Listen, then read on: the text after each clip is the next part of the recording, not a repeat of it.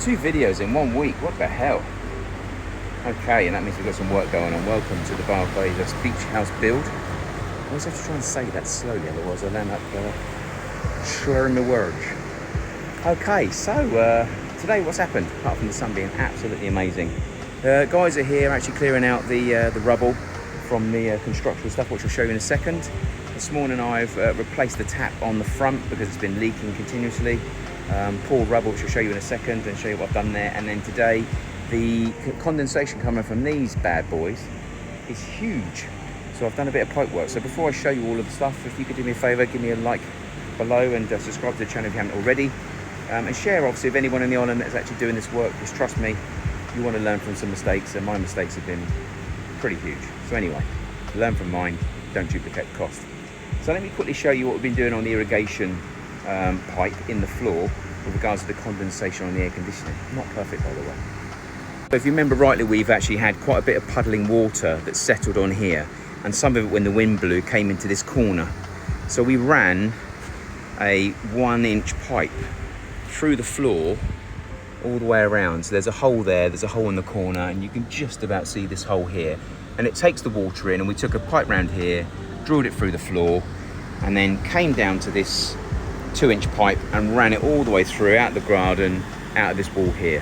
That obviously takes the water that settles on the patio, and at the same time we drilled a drain hole here, blurry, drain hole here and a drain hole here. They're connected on the ceiling, they run along to here, they come straight down to this corner, they come along here diagonally, and they connect into this one as well, and they all go out the wall. So what we decided to do, because as you can see by the staining on the floor from the condensation water, this is where we had the pipe sitting, and just in 4 weeks, I mean, this has been completely soggy, number one, and two, it's creating a stain over here, it settles here, it settles here. Obviously the path's going to be changed in the next couple of days, stroke weeks anyway, but obviously the last thing I want to be doing is making a brown black stain all over the new curb. So what we've actually done is we've routed the condensation water along here. We should really 90 it and 90 it again, but I just wanted to create as minimal amount of bends as possible, and I wanted to run. So I've kept a nice run here. So it does mean you're going to see the ugly pipe, and again, it should be surface orientated here, which means you've got to be really careful about people standing on here. So we really should 90 degrees there down, 90 degrees across to keep it straight, but then we're not going to have a run of water. And then we've T-junctioned into here. Now, when you cut a pipe of this size, to get a pipe this big, it's got a recess of about 1 inch either side. So you can only cut the hole, let's say that for instance that's 4 inches, you can only cut the hole 2 to 3 inches because you've got to have the little recess bit of pipe that glues here. Now, as you can appreciate, these were concreted down here and concreted down here to make sure there was no give. Obviously, trying to get a 4-inch gap into a 3-inch hole is quite difficult. So we've had to, unfortunately, disconnect underneath here, can go a little bit out of here, get the actual 2-inch pipe out, try and create a little bit of space backwards so we can go backwards as well, and then it enabled us to bend that pipe up and this pipe up and actually get it in there. So we couldn't glue this one, but we did glue this one. So I've glued from the top in here. Again, it's only irrigation, it's not as if this is pressured water or anything like that, but I didn't want to glue this one in case I couldn't do it. So I've connected it, made sure it worked, and then glued the very top of it to ensure that it wouldn't leak. And then I've managed to glue this one in place, as well as this reducer. So again, as you can see there, there's a reducer from 2 inches down to 1 inch, and then there's a 45 on there, and it connects straight in. So now, rather than having water going everywhere from these 3 units, all of them collect into here. That's my wife just disappearing. All of these now go into here, and again they go off, which means there's another load of water that just gets damp and stagnant that's now going off the property. Now we've obviously got a concrete underneath this, so there's no movement, especially under this pipe here, and once that's gone off we can re-soil it and get the actual turf back over again. The guys here have obviously not only found me my irrigation pipes, that was the irrigation for the garden going that way, and there's one over there coming this way. I think we need to make sure that we try and map this out now, because the gardener did it and buried it over, and I didn't know where the hell it was. So problems when you actually use somebody that isn't very process driven and also doesn't see out the job. They're not process driven, so they don't leave you any information, and they don't see out the job, which means you're left with trying to pick up the pieces. And you may as well, unfortunately, sometimes you may as well just start again. So anyway, a little bit of mud, get that sorted out in a minute.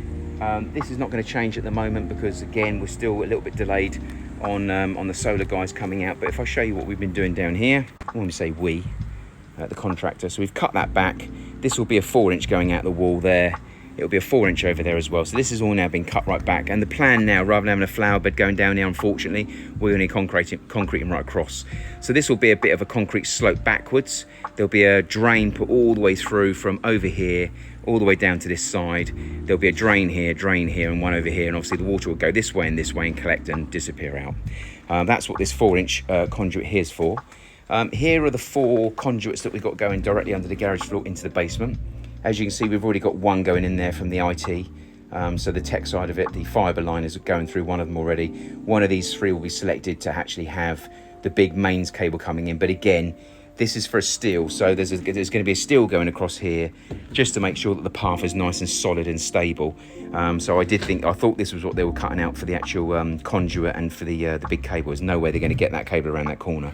But no, they're actually going to be coming through here, diagonally through here and joining about there. Again, as you can see in the background, there is a chase already put in. It's got to go deeper than that, but there'll be a 4-inch pipe going all the way through there into the electric, on the outside of the electric room, and then curling around in.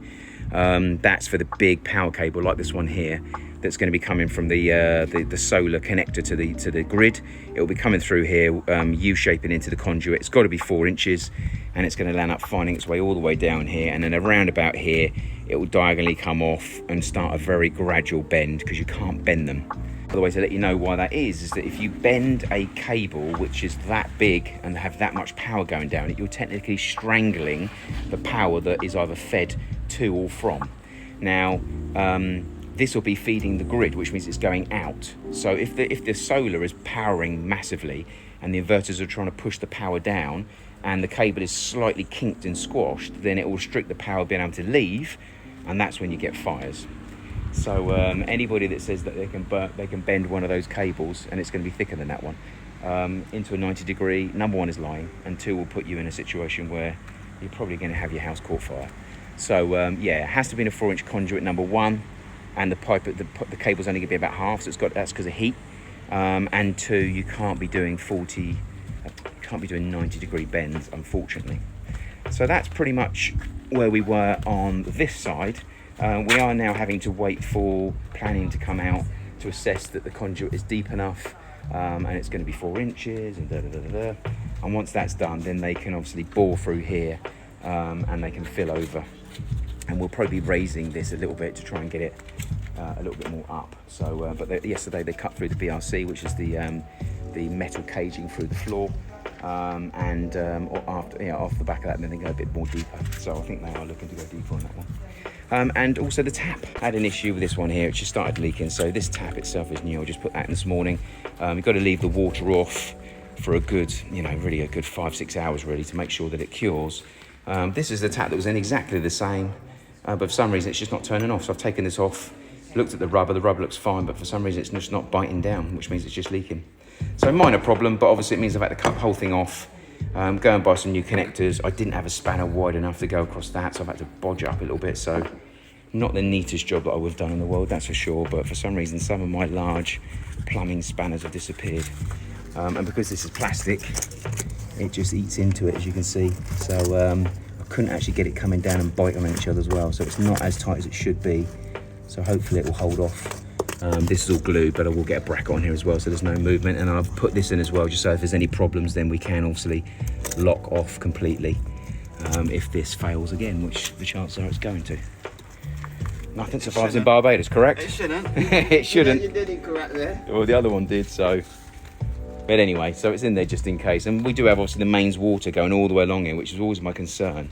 Number 1, plastic mains water. I mean, in England, we don't do mains water in plastic, that's for sure. And we certainly don't have it where people can dig in a flower bed and go straight through it with a fork or spade. But it runs all the way around the building. It goes all the way down to this very corner. It comes all the way along here. And again, because of these columns, it can't sit flush. So it's obviously bolted into these columns. It's awful. So fingers crossed we'll never have any problems. And people have seen my luck, so I'm sure there'll be a gardening incident at some stage in the future. I mean, when they first started, I went out and they left the labourer there to dig out in the morning. He had a pickaxe and he was pickaxing away through, singing away. I was like, you do realise there's a mains water pipe down here? Oh, is there? Shit. So anyway, that's my day so far. The pool guys are here. We had the disaster with the pool, which I did on the video before. If you haven't watched it already, check out the video in the link below. The storm just meant that we completely diluted the chlorine content in the pool, and the pool was an absolute green swamp. But I say 4 bags of salt and 24 hours of operating the pump, and it's gone blue again. So they're now having to scrape off all the actual crappy bits that it hasn't got rid of, and then they're going to put a phosphate into the water today. So fingers crossed that will be good. But yeah, so just to let you know, if you get heavy rains, obviously it dilutes the pool. So any form of chlorine content that's meant to be at a certain percentage will automatically dilute, and obviously it means you have to put more chlorine in. I wasn't aware of that. Well, I was aware of it, but because it's a salt pool, I just assumed it would just keep on charging more water and put more salt in, but it didn't work.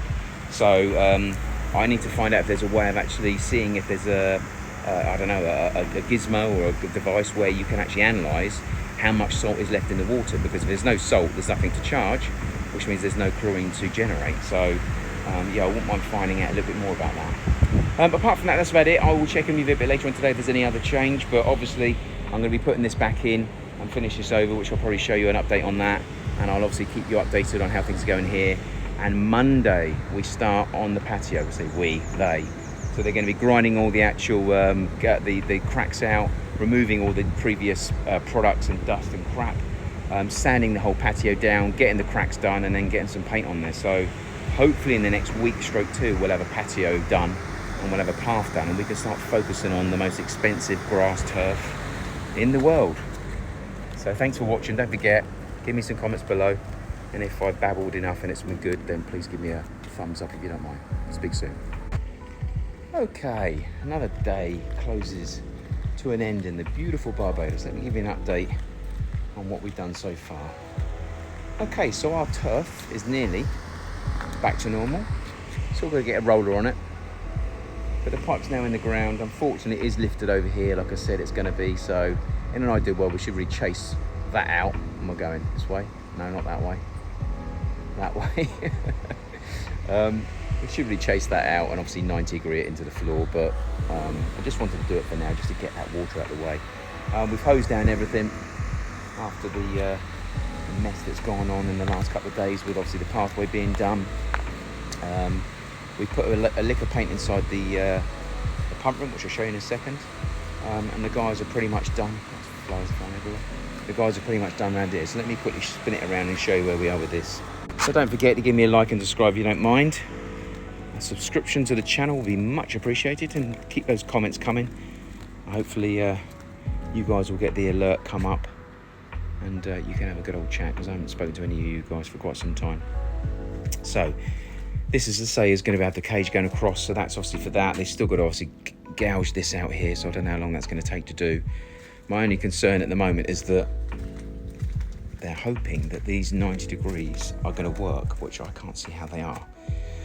As you can see, this is actually going towards the wall, and the wall itself it's got to go into here. So because we were very restricted on going over this way, that 90 degree is going to go out that way, which means, I don't understand, if it's going to connect to here, it's already up against the wall here, so it's going to come out here, and then the 90 is going to have to go inside. So if that's going to be the case, then how long's a 90? I'd say that is roughly 1.5 feet, at least 1.5 feet. So if it goes through the wall here,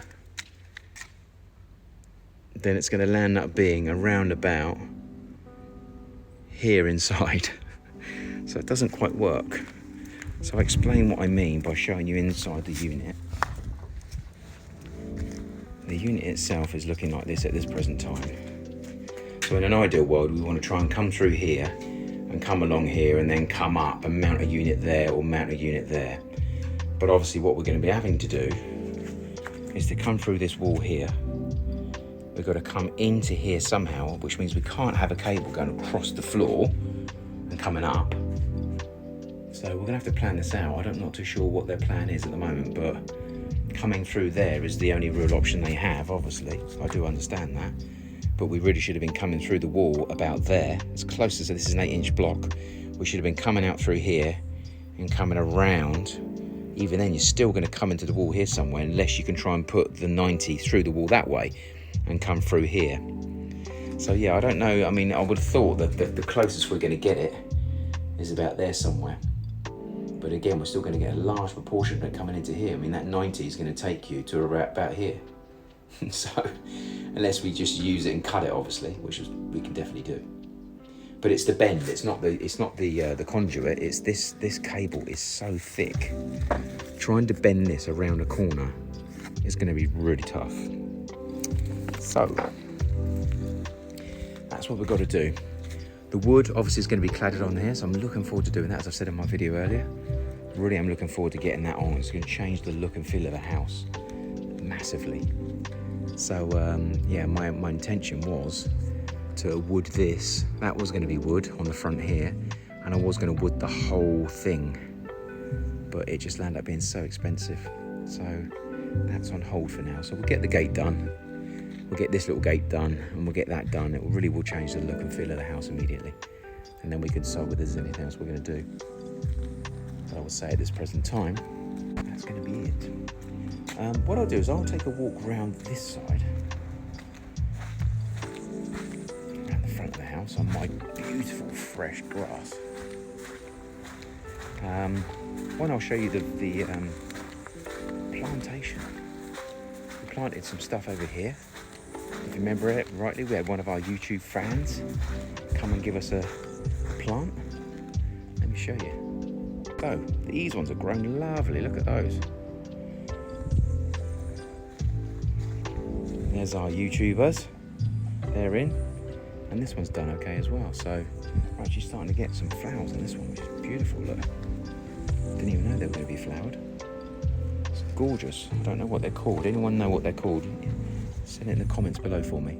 But they're a beautiful colour. So I'm thinking about planting more of those because I really do like the colour of them. Again, you could actually do a nice hedging with that, would have thought, if you planted quite a few along. And then we obviously got our palm. That seems to be doing okay as well.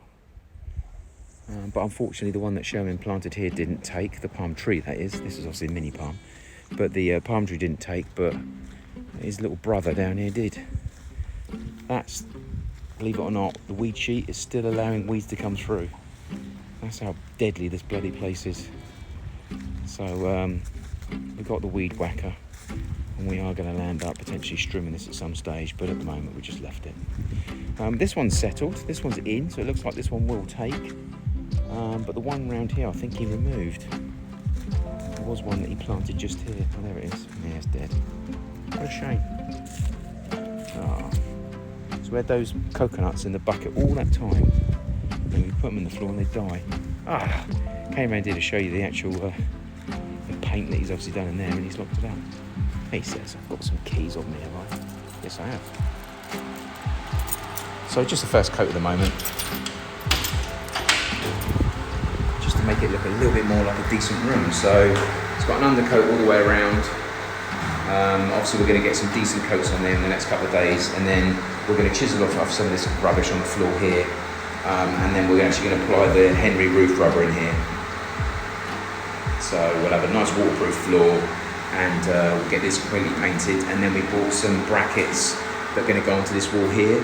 Can't do that wall because obviously that's the irrigation tank next door, and that's a swimming pool there as well, so we don't want to fix anything on there, we don't want to fix anything on there. That's pretty much full. So yeah, behind that door we're going to mount all the actual the pumps and the brooms and the brushes. We're going to mount all those behind on the wall itself. But I think you find it, even just with a look of white first coat, it looks 10 times better. Although our little buddy in the corner.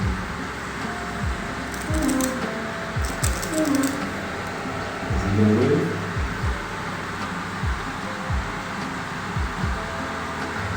Surely can't be dead. He's still alive, he's alive though. It's actually been painted. So anyway, that's where we are so far. This got bloody hot earlier on. We had this on. This is the transformer for the chlorinator.